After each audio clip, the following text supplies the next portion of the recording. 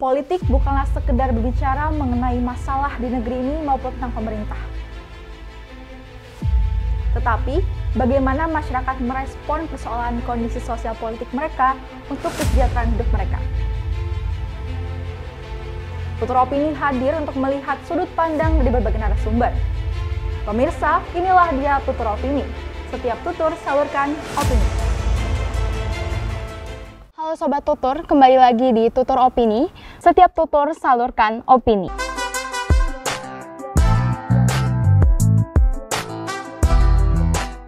Pada program Tutur Opini hari ini, kita akan membedah isu politik yang lagi naik-naiknya atau panas-panasnya, yang dimana isu politik ini menjadi sebuah tantangan atau menjadi sebuah kekhawatiran bagi beberapa negara. Bersama saya Fitri Azahra. Pada episode ketiga kali ini kita akan kembali memperbincangkan topik yang aktual, faktual seputar politik. Seperti yang kita tahu, akhir-akhir ini topik mengenai tarif Trump menjadi perbincangan yang hangat dan menjadi dampak yang signifikan bagi beberapa negara. Dari itu, kita akan mendengar tanggapan dari narasumber kita tentang kebijakan tarif Trump pada perdagangan Republik Indonesia. Sobat Tutur, hari ini kita kedatangan tamu atau narasumber kita yang sangat istimewa, yaitu Bapak Dr. Fadlan Muzaki, SIP, MPhil, LMM, MPP. Beliau merupakan seorang akademis, profesional, dan pengusaha dengan pengalaman internasional di bidang hubungan internasional, studi Tiongkok kontemporer, dan kebijakan publik. Saat ini beliau sedang menempuh studi doktoral di bidang Global Studies di Universitas Indonesia dan aktif sebagai dosen di Universitas Nasional dan juga di LSPR Jakarta. Selain itu, beliau juga aktif di dunia kewirausahaan dan kepemudaan seperti HIPMI, Kadin, dan KNPI. Sebagai pengusaha, beliau juga mengembangkan usaha di bidang event organizer, lalu konsultasi investasi asing seperti ekspor-impor, menghubungkan diplomasi dan ekonomi lintas negara. Mungkin kita bisa langsung perkenalan saja dengan Pak Fadlan. Dari Pak Fadlan sendiri, bagaimana Pak kabarnya hari ini? Baik, alhamdulillah sehat. Saya koreksi sedikit tadi, sebenarnya belum dokter, masih kandidat karena kemungkinan baru semester ini atau semester depan lulus. Jadi kalau bilang gelar saya dokter, pakai kandidatnya mungkin. Boleh. Berarti kita revisi ya teman-teman semua. Jadi buat lebih akrab lagi nih pada episode tutur kali ini, saya mau nanya nih kepada Bapak, kita lebih enaknya manggil Bapak atau Abang atau gimana? Ya. Kita boleh ya, kita panggil Abang Fadlan. Oke. Kalau misalkan kita mendengar dan melihat segala aktivitas dan pengalaman dari Bapak Fadlan sendiri atau Abang Fadlan, bisa kita lihat emang Abang Fadlan ini berkecimpungan di dunia internasional, yang pastinya Bang Fadlan ini udah mengetahui lah lebih banyak mengenai isu-isu politik di luar negeri, di dalam negeri, maupun lintas internasional. Seperti itu ya Bang? Yeah. Betul, berarti sesuai dengan topik kita pada hari ini, kita akan menanyakan atau memberikan beberapa pertanyaan kepada Bang Fadlan mengenai tarif Trump. Jadi untuk pertanyaannya saya coba nanti tanyakan ke Bang Fadlan. Bang Fadlan boleh langsung menjawab pertanyaan dari saya, begitu ya Bang Fadlan? Langsung saja kita masuk ke sesi yang berikutnya, yaitu pembahasan kita pada hari ini, yaitu yang pertama adalah pertanyaan mengenai bisa dijelaskan mengapa Indonesia perlu meningkatkan kewaspadaan terhadap dinamika perdagangan global saat ini, khususnya terkait kebijakan proteksionis terhadap tarif Trump. Oke, ada dua hal di sini yang ingin saya sampaikan mengenai kenapa Indonesia harus waspada terhadap kebijakan Trump ya. Pertama, seperti yang kita ketahui bahwa ada sejarah yang berulang. Kenapa sejarah berulang? Kewaspadaan terhadap peningkatan tarif Trump ini memicu atau berdampak untuk kemungkinan Perang Dunia Ketiga. Kenapa demikian? Kita lihat Perang Dunia Kedua sebelum sekitar 5 tahun sampai 10 tahun sebelumnya sudah ada banyak yang memprediksi akan adanya Perang Dunia Kedua. Kenapa demikian? Karena ada salah satu negara yang dirugikan. Yaitu apa? Yaitu adalah Jerman pada saat itu. Untuk Jerman ditekan oleh berbagai negara untuk mengganti rugi atas Perang Dunia Pertama. Namun di kondisi pada saat ini adalah yang merasa dirugikan adalah Trump Betul. atau Amerika Serikat di bawah presidenan Trump. Makanya kita perlu waspada karena sekarang juga sudah banyak para peneliti, para aktivis atau para pengamat hubungan internasional melihat bahwa ini berpotensi untuk menjadi perang dunia ketiga, walaupun itu jauh kemungkinannya. Hal kedua adalah Indonesia bisa berdampak terhadap ketidakpastian global. Kenapa saya bilang demikian? Karena dengan adanya peningkatan tarif Trump atau perang dagang antara, kita sebut saja Amerika dengan China, walaupun sebenarnya ada sekitar lebih dari 50 negara terdampak atas kebijakan di sini, Indonesia akan berdampak terhadap ekonomi karena kita bukan hanya berdiri secara domestik, ekonomi kita berkembang dengan kerjasama berbagai negara. Dengan peningkatan tarif ini, Indonesia perlu waspada karena kenapa? Bisa saja pasar-pasar yang ada di Amerika itu justru akan lebih tinggi harganya atau akan lebih sulit bagi eksportir yang ada di Indonesia untuk tembus ke pasar Amerika. Bisa masuk ke pasar Amerika tapi harganya nggak bisa bersaing. Karena kenapa? Tarifnya yang begitu tinggi. Begitu juga dengan adanya China dan lain semacamnya. Jadi dua hal kewaspadaan ini yang perlu sebenarnya kita waspadai dan kita antisipasi. Karena bukannya tidak mungkin, karena sejarah berulang.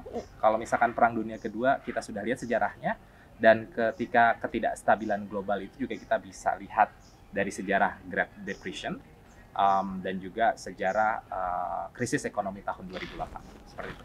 Berarti emang kalau misalkan dari dampak tarif Trump sendiri itu emang memicu beberapa faktor ya, dari beberapa negara juga dapat berdampak negatif ke beberapa negara juga, begitu ya Bang Fadlan.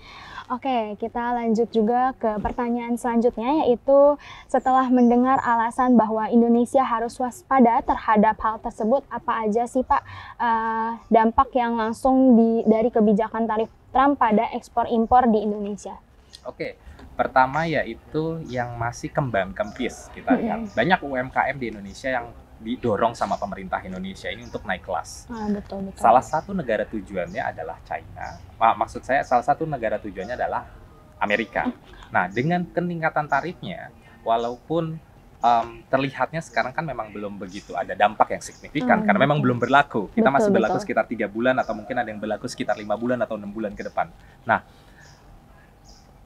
para pelaku usaha yang notabene adalah UMKM ini, yang mereka modalnya belum begitu kuat, dihadapkan dengan peningkatan tarif yang sangat signifikan, mereka akan kembang kempis, atau mungkin beberapa dari mereka akan gulung tikar, seperti itu. Ini dampak yang sangat signifikan, yang akan mungkin kita akan lihat kalau misalkan tidak tertanggulangi ya, kita akan lihat sekitar 3 sampai mungkin 1 tahun ke depan, 3 bulan sampai 1 tahun ke depan. Nah, dampak yang lebih akan terlihatnya lagi, ya ini adalah China. Kenapa China? China pasti akan mencari cara. Seperti kita lihat di sini banyak investasi China. Ini adalah strategi yang dijalankan China. Untuk apa? Untuk mendiversifikasi dan membuat sebuah strategi agar tidak terkena tarif dari perang tarif yang dilakukan oleh Amerika. Nah, Indonesia salah satunya. Dan ini akan terdampak. Kenapa? China sudah menanamkan investasi di Indonesia dengan harapan atau kemungkinan di masa depan itu akan ada maksud saya barang-barang yang dikirim dari China tidak lagi dikirim dari China. Sebelumnya dari Vietnam dan mungkin ke depan akan dari Indonesia. Tapi dengan ada perang tarif ini dan Indonesia terkena dampaknya, mungkin akan ada penurunan investasi dari China atau mungkin dari negara-negara yang mengharapkan bahwa Indonesia ini sebagai hub perdagangan internasional untuk mengurangi tarif dari kebijakan Amerika Serikat. Itu dampak-dampak yang akan dirasakan ke depannya, walaupun sekarang sebenarnya belum dirasakan dampak-dampak tersebut. Kenapa? Karena baru akan berlaku beberapa bulan ke depan. Itu yang pertama. Yang kedua, dampak yang sekarang ini yang sedang berlangsung ini adalah fear atau ketakutan. Ketakutan dari pasar, ketakutan dari para investor. Sehingga kenapa? Sehingga mungkin kalau kita lihat sekarang ekonomi domestik atau ekonomi global ini agak melesu, walaupun sebenarnya persentasenya itu hanya mungkin sekitar 2 atau 3%, atau mungkin rata-rata hanya sekitar 1%. Baik Bapak. Mungkin dari kalau kita lihat emang beberapa faktor yang terdampak di Indonesia emang cukup signifikan, mungkin akan berlangsung di beberapa bulan ke depan seperti itu. Untuk pertanyaan selanjutnya, menurut Abang sendiri dampak langsung terkait tarif Trump terhadap ekspor dan impor, lalu langkah strategis apa yang dapat diambil Indonesia untuk menjaga stabilitas ekonomi sendiri? Oke, Bang. langkah strategis pertama yang Iya, betul Bang. harus diambil oleh pemerintah Indonesia, pelaku usaha, asosiasi usaha, dan lain semacamnya, kita harus bekerja Iya, sama betul. sebagai atau dalam satu kesatuan nama Indonesia. Langkah strategisnya adalah diplomasi. Hmm. Satu-satunya jalan yang perlu kita lakukan adalah diplomasi untuk menurunkan tarif atau bernegosiasi kepada Presiden Trump atau kepada Amerika agar tarif itu tidak diberlakukan.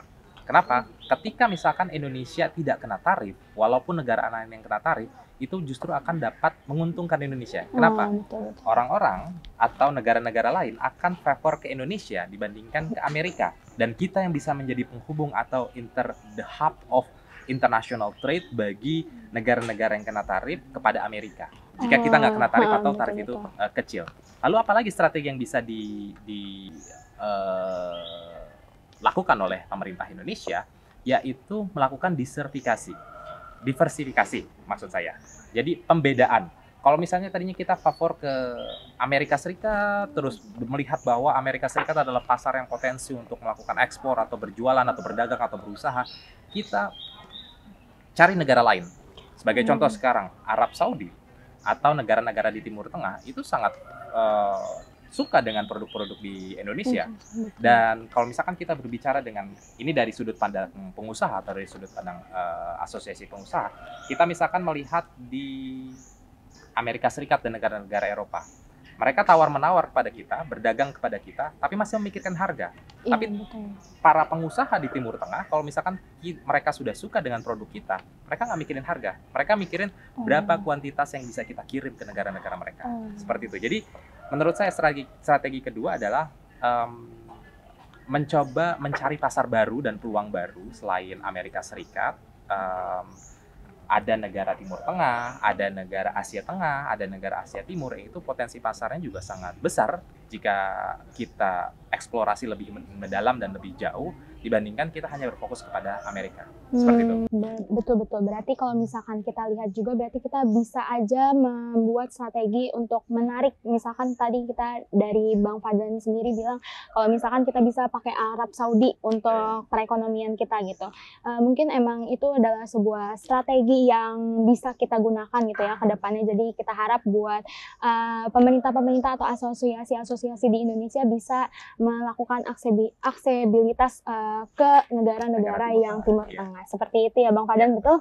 Betul. Lalu setelah mendengar tentang kewaspadaan dinamika perdagangan tarif Trump, dampak langsung terhadap ekspor dan impor di Indonesia, serta langkah strategis yang dapat diambil untuk menjaga stabilitas ekonomi.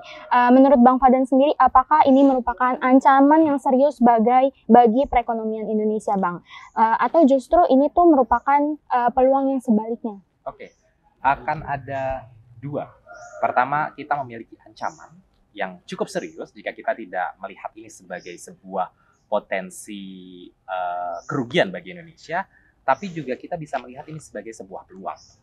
Kenapa ancaman? Jika kita hanya menghiraukan, ya memang tadi saya sebelumnya sempat bahas masalah mencari peluang baru di luar Amerika Serikat. Namun tidak menutup kemungkinan atau kita nggak boleh denial bahwasannya Indonesia langsung ataupun secara tidak langsung ini masih depending on pasar Amerika. Dan sekalipun kita mendapatkan pasar baru, prosesnya lama. Nggak mungkin sebulan, 2 bulan. Nggak seperti orang berjualan di warung atau nggak seperti orang berjualan di pasar. Oke, nggak dapat pelanggan A, bisa dapat pelanggan B 1 jam kemudian. Kalau misalkan ekspor impor atau perdagangan internasional itu bisa lebih lama waktunya. Mungkin bulanan atau mungkin bahkan tahunan. Itu hal yang pertama. Hal yang kedua, Indonesia justru bahkan akan tertekan tarifnya atau akan tertekan ekonominya karena dampaknya ini tidak hanya kepada Indonesia, tapi kepada mitra dagang terbesar di Indonesia. Siapa salah satu contohnya? China. Vietnam juga termasuk mitra dagang Indonesia dan negara-negara lainnya yang berdampak bahwa ini akan menekan pasar Indonesia untuk lebih inovatif. Tapi di satu sisi ini akan menjadi peluang bagi Indonesia. Kenapa demikian? Oke, kita mau ekspor ke luar negeri itu akan mahal. Kita mau impor dari luar negeri ke dalam negeri itu juga akan mahal karena tarif. Betul. Oleh karena itu, pemerintah Indonesia, pengusaha, ini adalah momentum untuk menjadikan peluang untuk mengurangi ekspor. Untuk mengurangi impor maksud saya, agar neraca perdagangan kita bisa seimbang atau mungkin bisa surplus. Itu hal pertama. Hal kedua, peluangnya adalah dengan kita bisa mengurangi impor, kita di saat atau momentum seperti ini kita bisa menjadikan ini sebagai momentum atau sebagai sebuah agenda untuk meningkatkan kualitas atau produk dalam negeri. Kenapa? Kalau misalkan kualitas dan produk dalam negeri sudah bagus dan harga dari ekspor itu mahal, maka orang Indonesia atau masyarakat Indonesia atau pasar Indonesia akan lebih memilih produk domestik dibandingkan produk luar. Oleh karenanya perekonomian domestik akan meningkat, terus pengusaha-pengusaha juga akan naik kelas, dan kita nggak perlu lagi pasar internasional karena bisa terbutuhi atau bisa terpenuhi dengan pasar di dalam negeri. Seperti itu. Berarti mungkin aja kita bisa meningkatkan penjualan produk-produk domestik. Kualitas juga harus ditingkatkan. Betul. Kalau misalkan kita lihat juga emang itu merupakan suatu strategi ya buat Indonesia yang bisa buat ningkatin juga, salah satunya ningkatin produk-produk di dalam negeri. Seperti itu ya Bang? Betul. Berarti untuk selanjutnya yaitu menurut pandangan Abang, bagaimana peran generasi muda, khususnya mahasiswa dalam menghadapi dinamika perdagangan global seperti kebijakan tarif Trump ini? Apakah ada ruang bagi mereka untuk turut berkontribusi menjaga kestabilan ekonomi di Indonesia? Oke, saya coba kasih 2 poin hal besar atau tiga satunya ini bonus ya. Pertama, poin besar, mahasiswa atau pemuda sangat dikenal dengan insan yang akademis, insan yang selalu mencoba mencari solusi dalam setiap permasalahan. Nah, karena insan akademis ini dan mencari solusi dari setiap permasalahan, yang dapat dilakukan oleh mahasiswa atau pemuda Indonesia ini adalah membuat sebuah kajian. Dari adanya perang tarif ini atau dari adanya trade war antara Amerika dengan China dan berdampak ke berbagai negara, mahasiswa atau pemuda bisa membuat kajian-kajian yang solutif dan diberikan kepada pemerintah. Itu yang biasa dilakukan oleh pemuda atau mahasiswa Indonesia bahkan dari masa penjajahan atau dari tahun sekitar 1913, dimulai dari zaman Ki Hajar Dewantara, Bung Hatta. Nah, sampai sekarang ini juga mahasiswa atau pemuda bisa lakukan hal seperti itu. Itu hal pertama. Hal kedua adalah mahasiswa atau pemuda biasanya ini sangat inovatif, sangat kreatif, sangat digital. Apalagi kalau sekarang ini banyak yang menggunakan AI. Kita bisa manfaatkan ini, maksudnya pengetahuan dari mahasiswa ini kita bisa manfaatkan untuk apa? Untuk membantu para UMKM. Coba kita lihat ya, sebagai contoh, di Magelang itu ada penjual sagu. Maksudnya di Magelang itu ada penjual gula.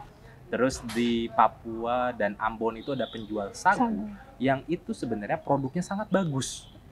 Sangat bagus dan sudah pernah dicoba oleh mahasiswa IPB yang pernah PKM ke sana. Itu sangat bagus dan potensi untuk ekspornya itu sangat bagus. Tapi belum ada yang memasarkan secara digital. Loh Pak, Bang, kan kita ada perang tarif sama Amerika. Seperti yang saya bilang tadi, kita nggak perlu mencoba masuk ke pasar Amerika kalau misalkan tarifnya memang nggak bisa dikurangi. Kita bisa masuk ke pasar-pasar yang tarifnya cukup bersahabat sama kita, atau mungkin bahkan ASEAN yang free trade. Nah, mahasiswa perannya atau pemuda perannya bisa bantu mereka, misalkan kalau ada teman-teman mahasiswa atau teman-teman pemuda mau PKM, jadi nggak cuma jalan-jalan ke sana, misalkan nggak cuma homestay atau tinggal di rumah masyarakatnya, tetapi juga bisa membantu para pengusaha atau UMKM ini. Oh Bu, Pak, saya buatin nih produknya, saya buatin websitenya, saya buatin digital marketingnya, saya bantu Google Ads-nya, saya bantu misalkan sosial medianya. Sehingga apa? Sehingga pasar-pasar misalkan yang saya sebut tadi potensinya Timur Tengah, atau misalkan dari Rusia, atau mungkin dari Asia Tengah, mereka bisa coba menangkap produk-produk yang ada di Indonesia yang sebelumnya belum terpasarkan dengan sangat baik. Kenapa ini sangat rendah? Atau kenapa ini tidak terpasarkan dengan sangat baik? Kenapa? Karena para ibu-ibu, bapak-bapak, para pelaku usaha yang ada di kita sebut ya pedesaan, di kampung, mereka kan nggak bisa bahasa Inggris. Iya, betul. Mereka nggak bisa misalkan bahasa Arab, nggak bisa bahasa Mandarin. Betul, Nah, betul. teman-teman mahasiswa Indonesia atau pemuda kan biasanya mereka jangankan untuk mempromosikan, ngomong aja kadang-kadang dicampur sama bahasa Iya, Inggris kan. betul, betul, Terus betul. sekarang ini ada lagi lelucon yang bilang sekarang bahasa Inggris sudah nggak zaman, harus bisa bahasa Mandarin, bahasa Arab, Betul, bahasa betul. Rusia. Artinya apa? Artinya mahasiswa ini lebih pintar dalam hal bahasa sehingga bisa mempromosikan itu. Dan ketika bisa dipromosikan, ini adalah peran penting mahasiswa atau pemuda untuk apa? Untuk bisa mengangkat UMKM agar bisa go ekspor. Nggak usah pikirkan misalkan masalah perang tarif. Oke, perang tarif antara Amerika meningkatkan atau impose higher tarif to Indonesia as well. Tapi kita juga nggak usah mikirin, Amerika nggak mungkin, masih banyak pasar. Karena ada ratusan negara di dunia ini, dan bukan hanya Amerika satu-satunya yang bisa menjadi pasar UMKM yang mau go ekspor di Indonesia. Gitu, berarti emang peran mahasiswa, apalagi khususnya Gen Z nih ya Pak, kan memang kalau misalkan kita lihat Gen Z itu lumayan kreatif, inovatif, jadi kita bisa aja memasarkan ya Pak ya, promosi-promosinya. Tidak hanya memasarkan sebenarnya. Para mahasiswa atau pemuda kan terkenal suka bikin startup. Bikin aja startup. Maksudnya bikin startup, misalkan general trading. Kalian yang memasarkan. Kalian ngambil dari mana? Potensinya dari UMKM di desa-desa. Misalkan kalian dapat harganya misalkan sekilo atau seliter 10.000. Kalian jual sekitar misalkan 15.000 per liter atau per kilo ke luar negeri. Karena kalian yang memasarkan. Produk sudah jadi produk kalian. Pengusaha di desa dapat, kalian dapat untung 1 kilo 5.000, kalian bisa memasarkan dan menjadi eksportir. Itu 1 kilo 5.000. Bayangkan kalau misalkan dalam satu kontainer itu ada misalkan 3 ton atau 5 ton, sekitar 5.000 liter atau 5.000 kilo. Bayangkan berapa perolehan yang kalian kalian terima. Kalau misalkan kalian hanya kerja saja, mungkin sekitar 30 tahun kalian baru dapat untung dalam satu kali transaksi seperti itu. Jadi hal ketiga yang mungkin akan menjadi bonus ini adalah coba berinovasi dan cobalah berusaha. Lihat peluang dari perang tarif ini untuk menjadikan ini sebagai peluang usaha agar kalian bisa sejahtera secara ekonomi dan bisa mensejahterakan orang lain juga. Seperti itu. Seperti itu. Jadi emang peran, sebenarnya kalau misalkan kita lihat juga peran-peran dari anak-anak muda, apalagi generasi-generasi baru emang berperan penting khususnya buat Indonesia sendiri ya Bang ya. Juga kita harap emang anak-anak muda ini bisa menaikkan lah ya perbincangan, menaikkan Indonesia gitu menjadi ke ranah internasional khususnya di perdagangan seperti UMKM lokal seperti itu ya Bang ya. Mungkin kita udah sampai di titik akhir dari perbincangan kita atau pembahasan kita mengenai tarif Trump atau tanggapan dari Bang Fadlan sendiri. Mungkin saya mau tahu nih dua patah kata atau closing statement dari Bang Fadlan sendiri mengenai tarif Trump sendiri Bang. Oke, untuk para mahasiswa ya, karena penontonnya mahasiswa mungkin, terus mungkin untuk para penonton secara general di sini, dengan adanya tarif yang tarif Trump ini atau dengan adanya perang dagang ini, jangan dijadikan ini sebagai ancaman atau ketakutan khususnya bagi Indonesia atau khususnya bagi pemuda dan mahasiswa. Kenapa demikian?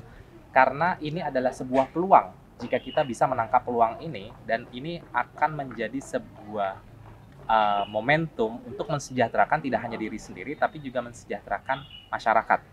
Bagaimana contohnya atau bagaimana caranya? Dengan cara yang tadi seperti saya bilang, membangun UMKM, membangun startup, membantu mereka untuk go ekspor, mencari peluang pasar selain Amerika dan lain semacamnya. Jadi jadikanlah momentum ini sebagai momentum kesempatan untuk mencari peluang dan melihat peluang-peluang dan direalisasikan. Jangan menjadikan sebuah ketakutan sehingga menjadikan tarif Trump ini sebagai sebuah ancaman baik bagi Indonesia maupun bagi pemuda itu sendiri dan mahasiswa.